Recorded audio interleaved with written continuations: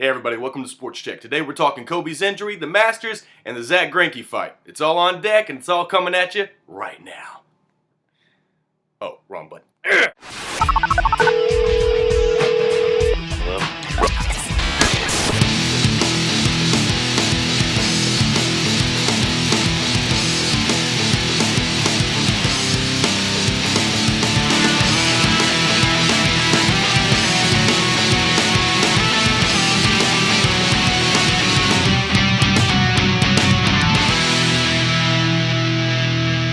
This is your Sports Check.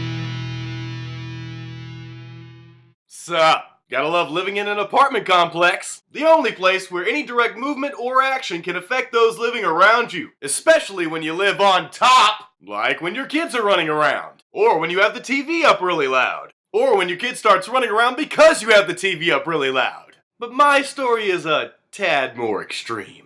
Okay, so the lady living above me is cleaning out her refrigerator and throwing away old food. But she doesn't throw it all in the garbage can to take out. Why would she? She tries to cram it all down the garbage disposal. You know, because normal people do that. And naturally, all that expired goodness traveled southward to my humble abode. Think I saw some spaghetti in there somewhere. Then it all proceeded to fill up the kitchen sink, leaving us with a pleasant musty scent. And an awesome hole in my closet wall. I guess you can't plan for absent-minded neighbors. But turns out you can manage Kobe Bryant's playing minutes. Always one for a big workload. This season Kobe was playing 38 minutes a game.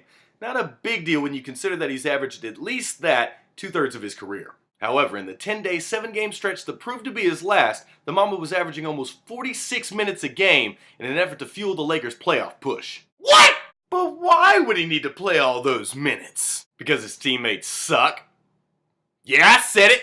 And when they don't suck, they're injured. The blame game could go on forever in LA. From the record firing of Mike Brown, to the Phil Jackson snub, to the somewhat puzzling hire of Mike D'Antoni, not to mention the scads of injuries. Nothing's really gone Showtime's way in 2013. Last week I likened the Lakers to a paper bag. And the milk and eggs just fell out the bottom. This team was put together to compete for a title, while the playoffs were nothing short of a guarantee. But if I can't rely on Kobe, do you really expect me to rely on this guy? The Masters passes us by once again. And Tiger still hasn't won. Ha! Never too busy to have fun at Tiger's expense, but his showing this past weekend did prove that my good times may be coming to an end. Yeah, right. Okay, Tiger did stay in contention despite the bogus 2-stroke penalty. Still doesn't mean he isn't cursed. The penalty might not have affected Woods so much if he hadn't followed it up with a beautiful shot that hit right off the hole's flagstick and ricocheted promptly into the adjacent pond. Keep hacking away there, Tiger. The runaway story of the tourney was Tian-lang, the 14-year-old who not only qualified for the Masters, but made every cut, becoming the youngest to do so. Let me give you guys a little glimpse of me at 14. I was still getting driven to school. Hi, Mom. Shaving my peach fuzz stash off. Trying to make my varsity basketball team. Didn't make it. I only drank Mountain Dew. Whoa! Kobe! Pass Shaq the ball! At least I had a girlfriend. Shut up! My point is, this kid is playing in the Masters when most of us were discovering Instant Messenger. Oh, and to the judge who docked Guan for slow play, you're a giant douchebag! Old fat depressed judge sitting at home with your pizza rolls and your Tiger Woods PGA Tour 2011 for the Wii. Looks like you could move a little faster yourself, pal. Finally, I'd like to thank the Masters for bringing the rule book out of retirement. Said no one ever. Alrighty, gather round, children. Got a question for you. If you're a major league pitcher, what's the only thing dumber than hurting the arm you pitch with? Ooh, me! Pick me! Hurting the arm you catch with. I would have been a great school teacher. But something tells me I wouldn't have gotten far with one Zack Greinke. It's hard to have a worse defense than Greinke did during Friday's mound charge by Carlos Quentin. But don't take my word for it. 3-2.